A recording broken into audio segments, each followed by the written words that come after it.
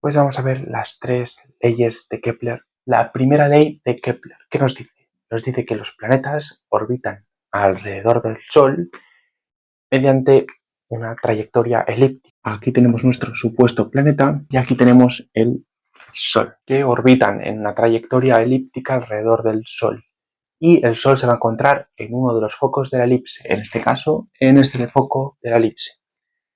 ¿Que hay otro foco? Efectivamente, que estará por aquí, pero se sitúa en uno de ellos. Vamos a ver la segunda ley. La segunda ley que nos dice, pues ese movimiento, vamos a pintarlo bien. Vamos a volver a dibujar nuestra elipse, suponiendo que los focos están muy distantes, pues ¿qué nos dice esta segunda ley de Kepler? Mediante su movimiento, mediante su trayectoria, mientras realiza esa trayectoria, lo que pasa es que va a barrer áreas iguales en tiempos iguales. Es decir, imaginemos esta situación. Barre este área en un cierto tiempo, ¿vale? Cierto tiempo t. Pues en ese lado de la trayectoria de la elipse barrerá un cierto área, ya sea hasta aquí, en un cierto tiempo también. ¿Y quiere decir? Pues que ese área respecto del tiempo va a ser constante a lo largo de toda su trayectoria, ¿vale?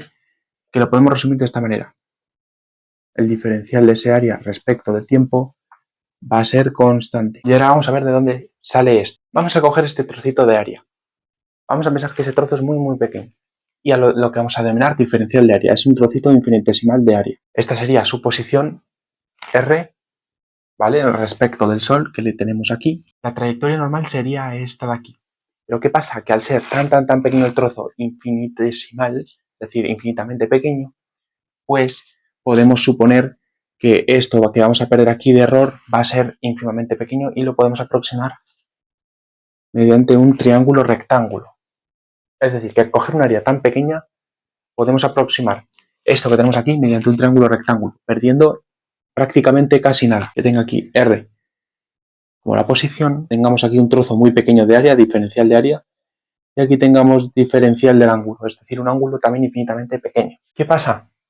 Si utilizamos la fórmula de la tangente, que es la tangente de nuestro ángulo, sería cateto opuesto, que le vamos a llamar C, entre cateto contiguo, R. Entonces, a C, que es nuestro cateto que no conocemos, podemos llamarlo como tangente del ángulo por R, que es la posición. ¿Qué pasa? Que para ángulos infinitamente pequeños se produce una aproximación. Tangente de un ángulo se puede aproximar al propio ángulo, es decir, tangente del ángulo se puede aproximar al propio ángulo cuando ese ángulo es muy pequeño. En este caso es infinitesimal, infinitamente pequeño, por lo cual aquí no vamos a tener casi nada de error. Con lo cual podemos hacer esta aproximación y podemos decir que el cateto será el ángulo por la posición. Y ahora podemos hallar el área de nuestro triángulo, este área. Entonces podemos calcular que diferencial de este área, el área pequeña, sería base por altura entre 2. Base R por altura, que corresponde con este cateto, esto por esto. Aquí al poner el ángulo tenemos que poner diferencial. Recordemos que es un ángulo muy pequeño, vamos a poner el diferencial por la posición, dividido entre 2. Lo vamos a transformar un poco, sería esto R cuadrado entre 2, quitándolo de vectores por diferencial del ángulo. Perfecto, podemos dejar diferencial de área de esta manera. ¿Y a qué conclusión llegamos? Vamos a ver esto aquí. Hemos dicho que barre áreas iguales en tiempos iguales, es decir, diferencial del área respecto del tiempo es constante. ¿Eso qué quiere decir? Pues que si dividimos entre diferencial del área en ambos miembros, nos quedaría de la siguiente manera. Nos quedaría diferencial del área respecto del tiempo, que hemos dicho que esto tiene que ser una constante, vamos a comprobarlo, sería igual a R cuadrado entre 2 por diferencial del ángulo dividido entre diferencial del tiempo. ¿Vale? Llegamos a esta conclusión. Esto de aquí, vamos a subrayarlo. Eso que tenemos ahí, ¿qué es exactamente?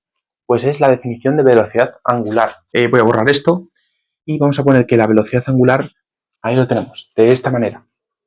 Entonces, esto lo vamos a escribir como velocidad angular. También podemos saber que la velocidad lineal de un cuerpo respecto a una órbita circular, una cosa, para poder hacer esto, para poder aplicar este tipo de cosas, hemos tenido que suponer al principio, esto está muy exagerado, pero habría que aproximar de manera muy cercana una órbita elíptica, en este caso la órbita de los planetas alrededor del Sol, que es casi circular, es decir, habría que aproximar esa órbita elíptica a una órbita circular para poder utilizar esto de aquí. Pues tenemos que V es velocidad angular por radio, es decir, la velocidad lineal corresponde con la velocidad angular por radio.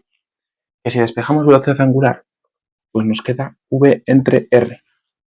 Es decir, esto que tenemos aquí lo podemos escribir como R cuadrado entre 2 por V entre R. Y aquí podemos simplificar una R con una R, lo que nos queda V por R entre 2. Y si nos fijamos, si multiplicamos por M entre M, es decir, M entre M es 1, la masa. Estamos multiplicando por la masa arriba y la masa abajo, que corresponde a 1. Y ahora, esto corresponde a momento lineal y momento lineal, es decir, momento lineal por el radio, corresponde a momento angular. Entonces lo tenemos, momento lineal por radio, momento angular, y dividido entre 2 veces por la masa. Entonces podemos concluir la cantidad de área barrida respecto del tiempo va a coincidir con una constante que es el momento angular dividido entre 2 veces la masa. Y esta sería la segunda ley de Kepler. Vamos a por la tercera. La tercera ley de Kepler, ¿qué nos dice? Pues que el cuadrado del periodo de ese planeta orbitando alrededor del Sol es proporcional a la distancia al cubo de donde se sitúe ese planeta. Que t cuadrado en un instante sub cero dividido entre la posición de nuestro planeta al cubo o la distancia que separa el Sol del planeta al cubo en un instante sub cero va a ser igual a una constante, ¿vale? Una constante, que en este caso la constante se denomina K, que tendrá un valor determinado. Y también podemos igualar esto a el periodo al cuadrado de un instante final y entre la posición o la distancia que separe ambos cuerpos de manera final. Entonces, esta tercera ley de Kepler la podemos resumir en que t cuadrado es igual a K por R cubo. Aquí tenemos tercera ley de Kepler. Y estas leyes son muy importantes y muy utilizadas para los ejercicios de gravitación que tenemos en nuestra lista de reproducción. Ahí te la dejo. Bueno, pues hasta aquí el vídeo. Espero que te haya servido el vídeo. Y si quieres ver más contenido, nos vemos en el próximo vídeo.